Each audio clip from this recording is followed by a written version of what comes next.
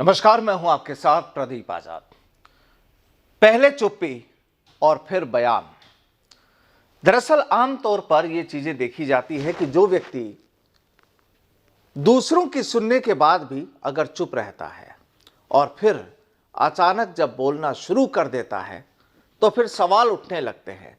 चर्चाओं में आ जाता है वो शख्स कि अब आखिर बोलने क्यों लगा या कैसे लगा और इसके पीछे की वजह क्या है। दरअसल मुद्दा वही राजस्थान की सियासत का, राजस्थान की राजनीति का।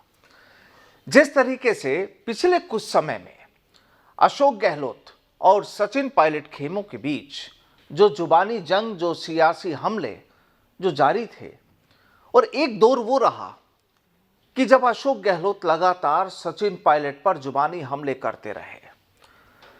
कई अलग अलग उपाधियों से सचिन पायलट को नवाजा गया, लेकिन सचिन पायलट और उनके लोग काफी वक्त तक चुप रहे। पिछले कुछ दिनों में भारत जोड़ो यात्रा जब राजस्थान आई उस समय भी काफी शांत माहौल था, लेकिन उसके बाद पिछले कुछ दिनों पहले सचिन पायलट पंजाब की यात्रा पर गए, और वो यात्रा पर इसलिए कि वहां पर राहुल गांधी की भारत जोड़ो यात्रा चल रही थी। लेकिन पायलट जब पंजाब से राजस्थान लौटे, लगभग 15 दिन पुरानी बात, और जब राजस्थान लौटे तो उसके बाद वो मुखर होने लगे, यानी फिर शुरू हुई उधर से भी बयानबाजियां। कुल मिलाकर कहानी ये कि अब पायलट भी बोलने लगे हैं, लेकिन इसके पीछे की सियासी गणित क्या है, सचिन पायलट की गणित क्या है, आज इसी मुद्दे पर चर्चा होगी कि इस बोलने के पीछे की कहानी क्या है, कब तक ये बोलने वाला सीजन चलेगा, क्या हो सकता है, क्या दोनों तरफ से वार होंगे या कोई एक पक्ष वापस चुप होगा। इन तमाम मुद्दों पर आज चर्चा होगी, और चर्चा में बातचीत के लिए आज हमारे साथ मौजूद है राजनीतिक विश्लेषक योगेंद्र गुप्ता जी। बहुत बहुत स्वागत है गुप्ता जी। और जिस तरीके से हमारी इस भूमिका से भी लगभग तय है कि मुद्दा क्या है, लेकिन एक बड़ा सवाल ये कि अचानक कोई व्यक्ति चुप रहता है और एक वक्त ऐसा आता है कि वो बोलना शुरू कर देता है, तो जाहिर सी बात है फिर सामने वालों को अखरने लगता है कि अब इन्होंने बोलना शुरू क्यों कर दिया। और यहीं से अब ये राजस्थान की राजनीति में एक लगता है कि एक नया भूचाल सा आना शुरू हो गया है। क्या लगता है आपको? देखिए, राजस्थान की जो राजनीति है प्रदीप जी, वो बड़े रोचक मोड़ पर पहुंच चुकी है। पहला रोचक मोड़ तो ये है कि सामान्यतः राजनीति में पक्ष और विपक्ष दो दल होते हैं, लेकिन यहां पर हो ये रहा है कि एक दल में पक्ष भी है और विपक्ष भी है। और ये खाली ऐसा नहीं है कि किसी एक पार्टी में, दोनों में ये कांग्रेस के अंदर भी है और भारतीय जनता पार्टी के अंदर भी है। तो यानी कह लीजिए कि कांग्रेस को उसे निपटाने के लिए अब भारतीय जनता पार्टी की जरूरत नहीं है, और अगर भारतीय जनता पार्टी का प्रदर्शन कहीं कमजोर होगा तो उसे कांग्रेस की जरूरत नहीं है। दोनों के अंदर इस तरह के खेमे बन चुके हैं कि वो एक दूसरे के खेमे को नीचा दिखाने के लिए, निपटाने के लिए काम करेंगे। उसमें पार्टी का नुकसान हो, कितना हो, पार्टी कहां पहुंचे, इससे उनके कोई मतलब नहीं है। तो ये तो राजस्थान की पहली राजनीति है। आपका जो बेसिक सवाल है सचिन पायलट को लेके, देखिए सचिन पायलट, एक गाना था, इंतहा हो गई इंतजार की, आई न खबर मेरे यार की। तो सचिन पायलट का कुछ ऐसा ही अंदाज है कि उन्हें मुख्यमंत्री की कुर्सी पर बिठाने या पीसीसी चीफ के बिठाने की खबर का इंतजार था। वह इंतजार खत्म हुआ, इंतजार बेइंतहा हो गया, तो अल्टीमेटली उन्हें लगा कि मुझे ही कुछ करना पड़ेगा, नहीं तो कुछ होगा नहीं। अब इसके वजह कहानी क्या है? देखिए, सबसे पहले जैसा हमने पहले भी शो में कहा था एक दो दफा कि सचिन पायलट जो केंद्रीय नेतृत्व है, सोनिया गांधी और राहुल गांधी, वो उनके अस्तित्व को बनाए रखने के लिए उनके ऊपर सवाल, उनके ऊपर जवाब है अब। लेकिन जो आर्थिक मजबूरियां हैं और जो राजनीतिक मजबूरियां हैं, उन्होंने सोनिया गांधी और राहुल गांधी को बांध कर रख दिया, और वो चाहकर भी, भले वो अपने भाव भंगिमा से, बॉडी लैंग्वेज से और अपने कुछ शब्दों से बताने की कोशिश करें कि हम आपको चाहते हैं, लेकिन वो इस स्थिति में कतई नहीं है कि वो यहां पर राजस्थान में ऐसा कोई कदम उठाएं, ऐसा कोई फैसला लें जिससे कि सचिन पायलट को न्याय मिल सके और अशोक गहलोत को कोई नुकसान हो सके। अब ऐसे में प्रश्न उठता है कि अशोक सचिन पायलट करते क्या। तो पंजाब जब ये गए, जो हमें लगता है राजनीतिक चश्मे से हम देखते हैं, पंजाब गए तो शायद उन्होंने राहुल गांधी के सामने वही बात रखी होगी। देखिए, तय है राहुल गांधी भी त्रस्त है अशोक गहलोत से अंदर ही अंदर। और आपको एक चीज से और लिंक करना होगा पिछले चुनाव से, कि पिछले चुनाव में भारतीय जनता पार्टी के अंदर एक नारा उठा था, और वो नारा था मोदी तुझसे बेर नहीं, वसुंधरा तेरी खैर नहीं।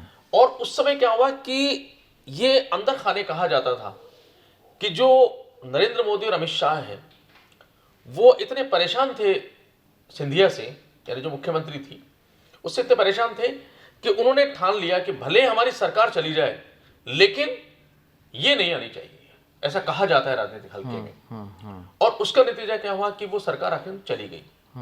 अब यहां हमें ऐसा लगता है कि जो केंद्रीय नेतृत्व है वो अशोक गहलोत का, चूंकि वर्तमान में चुनाव तक तो कुछ नहीं बिगाड़ सकता क्योंकि आर्थिक कारण भी हैं और राजनीतिक कारण भी हैं, लेकिन वो इतने त्रस्त हो चुके हैं कि कहीं न कहीं अंदर खाने उन्होंने भी शायद पिछली बार बीजेपी की तरह सोच लिया कि राजस्थान में सरकार रहे ना रहे, राजस्थान की सरकार रिपीट हो ना हो, अशोक गहलोत नहीं आने चाहिए।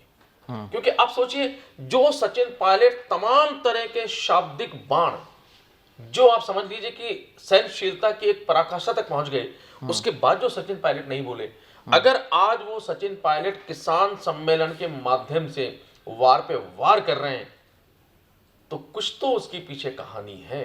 कहानी क्या है? बिल्कुल, सवाल यही है कि कहानी क्या है। हाँ, अब देखिए, राजस्थान में कांग्रेस का क्या है, ये आप किसी से पूछ लीजिए, चाहे मीडिया से पूछें, चाहे राजनीतिक हल्के में पूछें, एक बात तय मानी जा रही है कि जिस तरह की बदतर स्थिति राजस्थान में है, कानून व्यवस्था की, रोजगार की, महिलाओं की, बिजली पानी समस्त मुद्दों की, उनको भ्रष्टाचार की, उनको देखने के बाद इस बात की संभावनाएं बहुत कम है कि कांग्रेस यहां पर रिपीट होगी। कम से कम अशोक गहलोत तो कांग्रेस को रिपीट नहीं करवाते, अपने ट्रैक रिकॉर्ड के अनुसार से नहीं करवा पाएंगे। जब ये रिपीट नहीं होगी तो ऐसे में सचिन पायलट ने, जो मुझे लगता है राजनीतिक चश्मे से, वो ये देखा कि जो उनका ओरा खत्म होता जा रहा है। आप ममाज बोए मन के क्या कर लेंगे जब सब कुछ रहेगा नहीं यहां पर। तो अपने उस ओरा को बचाए रखने के लिए और ये बताए रखने के लिए कि टाइगर भी जिंदा है, मैं जिंदा हूं, मैं जब जाता हूं तो भीड़ मेरे सामने होती है, मैं जब जाता हूं तो 36 कौम मेरे सामने होती है, और अपने भविष्य को देखते हुए उस ओरा को कायम रखने के लिए अपने समर्थकों के साथ वो निकल पड़े विपक्ष की भूमिका निभाने के लिए कांग्रेस में। और अब उन्होंने वो सवाल उठाने शुरू कर दिए जो सवाल हम कल्पना भी नहीं कर सकते थे, और वो नहीं उठा रहे प्रदीप जी, उनके साथ साथ जितने उनके सिपह सालार हैं वो सब भी सवाल उठा रहे हैं, और जिनमें मंत्री और विधायक भी शामिल। अब देखिए, कुछ बयान आपने पढ़े हैं, अपने दर्शकों को एक बार फिर हम वो सुनाते हैं तो उससे उन्हें आइडिया हो जाएगा। ब्रिजेंद्र ओला क्या कहते हैं कि सचिन पायलट के हाथ मजबूत होंगे तभी कांग्रेस मजबूत होगी। बिल्कुल। उधर सुचित्रा आर्य क्या कहती हैं, सीनियर लीडर है, कि अशोक गहलोत ने पायलट के साथ दगाबाजी कर सत्ता हथियाई है। ये अशोक गहलोत के लिए क्या जा रहा है। हेमाराम चौधरी क्या कह रहे हैं वो कह रहे हैं कि अगर नहीं हटे तो युवा धक्का मारकर हटा देंगे। उधर राजेंद्र गुड़ा क्या कहते हैं, वो कहते हैं, जो मैंने पिछले शो में कहा था कि 21 विधायक लाने वाला पास और 21 से 100 विधायक करने वाला फेल। अब बयानों की तासीर समझिए, उन्होंने तो जयकारे भी खूब लगाए थे। और देखिए आप, अब सचिन पायलट पे आ जाइए। सचिन पायलट का महाराजा कॉलेज में कार्यक्रम था युवाओं को लेकर, उन्होंने वहां पर माइक सामने रख के कहा, अच्छा बताओ मेरे लिए क्या क्या कहा, तो सब लोग जोर से चिल्लाए, नालायक, निकम्मा। बिल्कुल। इसके अलावा उन्होंने कहा कि जो 32 सलाखों के पीछे, यानी 32 दांतों के पीछे जो बिना हड्डी की जीभ होती है उसको हिलाने के पहले सोचना चाहिए। उन्होंने ये भी कहा कि पेपर लीक जो हुए हैं तो क्या जादू ही तरीके से बाहर आ गए, जादू ही है ये, जादू है ये। अगर तिजोरी से पेपर निकलता है, अफसर उसमें शामिल नहीं है तो जादू है। उन्होंने एक और उदाहरण दिया न्यूजीलैंड के पीएम का, जो जैसिंडा है, उन्होंने कहा कि अब मैं काम नहीं कर सकती क्योंकि मुझे ऐसा लगता है मैं काम करने के लिए थक गई हूं। उन्होंने उसका उदाहरण भी दिया कि अगर वो 43 साल की एज में ये सोच सकती है तो अशोक गहलोत क्या कर रहे हैं। तो ये जितने भी बयानों के तीर उनके निकल रहे हैं अब, वो तमाम वो ये बता रहे हैं कि अब सचिन पायलट ने ठान लिया है आर पार की लड़ाई का, और एक तरह से उन्होंने अपने जो कार्यकर्ता हैं, अपने जो साथी हैं, उनको मैसेज दे दिया है कि परिणाम चाहे जो हो, युद्ध आर पार का होगा, लड़ाई आर पार की होगी, और हम इस लड़ाई को आगे लेकर जाएंगे। क्योंकि परिणाम तो वो भी जानते हैं बिल्कुल। कि अशोक गहलोत के रहते सरकार रिपीट नहीं होगी। सरकार रिपीट हो गई तो सचिन पायलट फिर पीएम सीएम नहीं बन सकते। तो इस सरकार का जाना, सचिन पायलट का योद्धा की तरह खड़ा होना, कब तक रहेंगे, क्या लगता है कि ये योद्धा कब तक खड़ा रहेगा? नहीं देखिए, ये चुनाव जब तक आएंगे तब तक अब ऐसे ही चलेगा इस सीन की, लोग क्योंकि विधानसभा चुनाव तक, क्योंकि अशोक गहलोत हट नहीं सकते, केंद्रीय नेतृत्व तो अशोक गहलोत को हटा नहीं सकता। तो सचिन पायलट इसी तरह वार पे वार करेंगे। भारतीय जनता पार्टी आनंद लेगी सत्ता की उस कुर्सी को अपनी तरफ आते देखकर। कांग्रेस कमजोर होगी या मजबूत होगी? कांग्रेस, देखिए, जो सवाल उठा रहे हैं सचिन पायलट, वो सवाल बीजेपी को उठाने चाहिए थे, लेकिन बीजेपी के या किसी अन्य दल के पास में डबल वार हो गया कि जब इनका ही एक उप मुख्यमंत्री, इनका ही विधायक, इनका ही पूर्व पीसीसी चीफ अगर अपनी सरकार पर ये सारे सवाल उठा रहा है, इसका मतलब ये सरकार भ्रष्टाचारी भी है, निकम्मी है, नकारा है। तो जब आपका ही आदमी कह रहा है कि आप नकारा निकम्मा है, तो फिर अब कोई शक शुबा रहेगा क्या आपके पास में? तो सचिन पायलट के ये एलिगेशन, सचिन पायलट के हाथ जो अंगुली उठा रहे हैं, वो सब अन्य दलों के लिए हथियार बनेंगे अगले चुनाव में, और हथियार बनाकर कांग्रेस को नेस्त नाबूद होने का काम किया जाएगा। यानी अंदरूनी तौर पर ही जो खेल जो चल रहा है, कुल मिलाकर कांग्रेस कमजोर होगी। हाँ, कांग्रेस बिल्कुल कमजोर होगी जब आपसी लड़ाई इतनी इस लेवल तक पहुंच जाएगी। और सचिन पायलट अपने अस्तित्व की लड़ाई लड़ रहे हैं। सिर्फ सचिन पायलट का एक मकसद है, केंद्रीय नेतृत्व से लेकर के जमीन तक के कार्यकर्ता को दिखाना कि टाइगर भी जिंदा है। मेरे पीछे जो भीड़ पड़ती है, अशोक गहलोत के पीछे नहीं पड़ती। मुझे जो समर्थन है, अशोक गहलोत को नहीं है। मुझे छत्तीसगढ़ कौम का समर्थन है, अशोक गहलोत को नहीं है। मेरे साथ अन्याय हुआ, अशोक गहलोत ने अन्याय किया। तो पूरी तरीके से अब तक जो मानेसर कांड हुआ था 2020 में, उसको लेकर जिस तरीके से सचिन पायलट को कैटेगरी में खड़ा किया गया, सचिन पायलट अब अशोक गहलोत को उनकी नीति, रीतियां, कथन, उनके कामकाज को लेकर कैटेगरी में खड़ा करेंगे और कर रहे हैं। और अगर अपनी ही सरकार को सचिन पायलट खड़ा करेंगे तो फिर आप मुझे बताइए, सरकार कमजोर नहीं होगी तो क्या मजबूत होगी? और क्या गणित हो सकती है इसके पीछे? देखिए, उसके पीछे दूसरी गणित ये है कि मौन समर्थन इसके पीछे राहुल और सोनिया का है, मुख्य समर्थन। पहला, कोई कार्रवाई इनके ऊपर नहीं हो सकती किसी भी तरह की। अब यहाँ एक इंटरेस्टिंग चीज और है जो हम कई बार स्किप कर जाते हैं, और वो है जो राजस्थान के वर्तमान प्रभारी रंधावा, उनका रोल। रंधावा की थोड़ी सी हिस्ट्री आप देख लीजिए। रंधावा पंजाब से, पंजाब के चीफ आज भी कौन है? हरीश चौधरी। हरीश चौधरी तो खुद कहते हैं अशोक गहलोत के लिए कि किसी तीसरे दल को मजबूत कर रहे हैं, उनके साथ खेल रहे हैं। पहला, जो रंधावा है वो पंजाब के चीफ मिनिस्टर रहे, उप मुख्यमंत्री रहे हैं। और जब चन्नी को मुख्यमंत्री बनाया गया था तो रंधावा को भी चीफ मिनिस्टर बनाने का एक प्रपोजल चल रहा था। क्योंकि सामान्यतया इस तरह की परिस्थितियों में उप मुख्यमंत्री को मुख्यमंत्री बना दिया जाता है, लेकिन वो नहीं बन पाए मुख्यमंत्री। और उन्होंने खुद कहा है, जब यहां पर आए थे स्टेटमेंट उन्होंने दिया, और स्टेटमेंट में उन्होंने कहा कि जो पंजाब में हुआ वो मैं राजस्थान में नहीं होने दूंगा। तो पंजाब में क्या हुआ? पंजाब में यही तो हुआ था कि अन्याय हुआ, मैं अन्याय यहां पे नहीं होने दूंगा। लेकिन क्या हुआ? रंधावा जी आज अशोक गहलोत के साथ साथ उनके पीछे पीछे घूम रहे हैं। और उन्होंने खुद कह दिया कि अगर जब उनसे पूछा गया सचिन पायलट को लेकर सवाल कि जो कर रहे हैं इससे पार्टी पर क्या असर होगा, तो उन्होंने कहा अगर पार्टी को मजबूत करने के लिए कोई व्यक्तिगत रूप से कार्य कर रहा है तो हम उसका स्वागत करते हैं। तो कुल मिलाकर मतलब अब आने वाले दौर में और आने वाले वक्त में राजस्थान की राजनीति, खासकर कांग्रेस की जो कहानी है, ये लगता नहीं कि अब मेन रास्ते पर आएगी, क्योंकि नुकसान होगा इनको, पब्लिक भी सब देख रही है।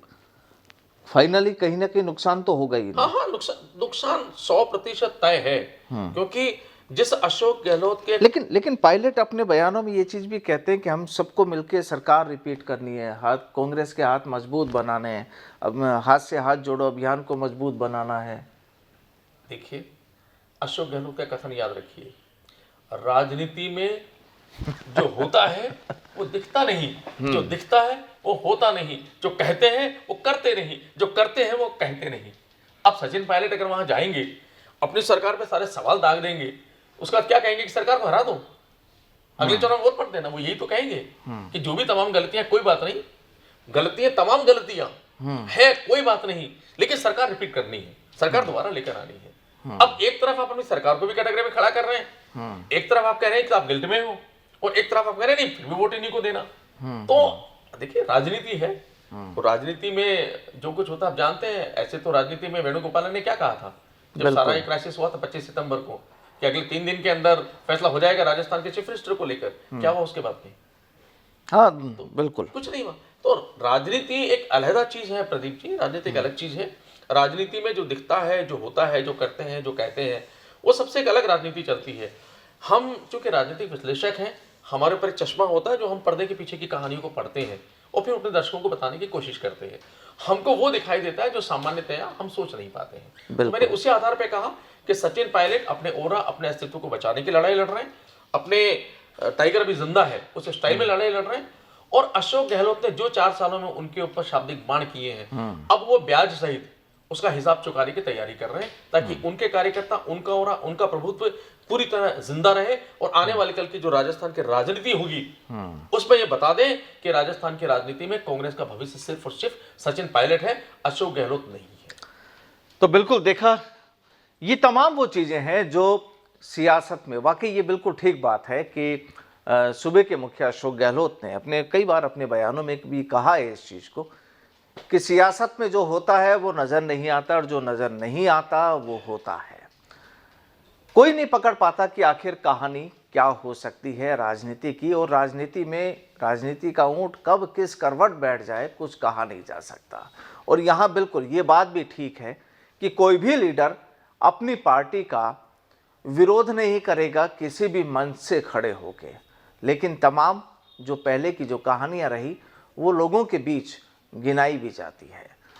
बहरहाल अब देखते हैं कि विधानसभा चुनाव से पहले राजस्थान की ओर क्या क्या रंगत नजर आती है, किस तरह के विरोध और जो आरोप प्रत्यारोप की जो कहानी है वो नजर आती है। क्योंकि अभी जब सचिन पायलट ने बोलना शुरू किया है तो जाहिर सी बात है कि उनके खेमे के जो भी काफ़ी ऐसे नाम हैं जो अभी तक बोल रहे थे लेकिन पिछले कुछ वक्त से चुप है, अब जब बॉस बोलने लगा है तो बाकी के जितने भी लोग हैं धीरे धीरे लगता है कि उनके शब्द भी, उनके बयान भी, उनके वार पलटवार भी सामने आने लगेंगे। और जाहिर सी बात है इन तमाम चीज़ों में कांग्रेस को ही नुकसान होना है। बीजेपी मूक दर्शक बनी है, हो सकता है उसे बोनस मिल जाए, वॉक ओवर मिल जाए, और तमाम बैठे बैठे ही अगर कुछ बढ़िया खिलौना बीजेपी को मिलता है तो बीजेपी के लिए वो चीज़ बेहतर होगी। लेकिन हाँ, राजस्थान की सियासत में ये जो साल है पूरा, ये जो 8-10 महीने जो बाकी हैं, ये कई कहानियाँ नई नई लिख कर जाएंगे और जो आगे के दौर में भी दोहराई जाती रहेंगी। बहरहाल बहुत बहुत शुक्रिया गुप्ता जी हमारे साथ चर्चा के लिए। आज के लिए अभी के लिए फ़िलहाल इतना ही। नमस्कार।